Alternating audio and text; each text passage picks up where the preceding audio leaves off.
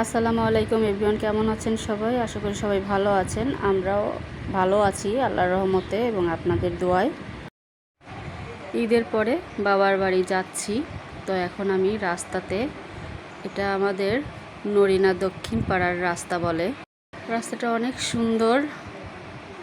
গ্রামের রাস্তাগুলো এমনিতেই অনেক সুন্দর হয়। আমার বাবার বাড়ির গ্রামের নাম চর নরিনা। তো বেশি দূরে নয়, কাছেই একদম পাশাপাশি গ্রাম। এদিকে সবার ধান কাটা শেষ, খ্যার শুকিয়ে ক্ষেতের মধ্যেই পালা দিয়ে দিয়ে রেখেছে। দেখুন, দেখতে অনেক সুন্দর লাগছে। আপনাদের কার কার এরকম গ্রামের রাস্তা দিয়ে যেতে এবং হাঁটতে ভালো লাগে অবশ্যই কমেন্টে জানাবেন। আগে এই রাস্তা দিয়ে কলেজে যেতাম, আজ অনেক দিন পর যাচ্ছি আবার এই রাস্তা দিয়ে।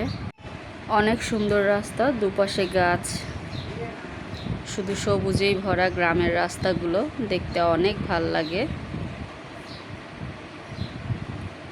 অনেক বাতাস আছে এদিকে।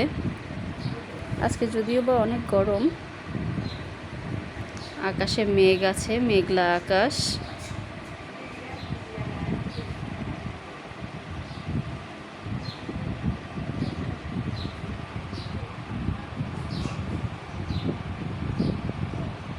রাস্তার সাথেই কাঁঠাল গাছগুলো কাঁঠাল ধরে ধরে আছে।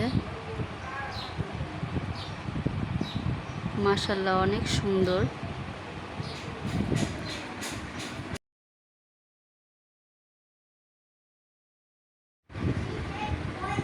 নরিনা খেয়াঘাটে চলে এসেছি, নৌকোতে উঠেছি আমরা।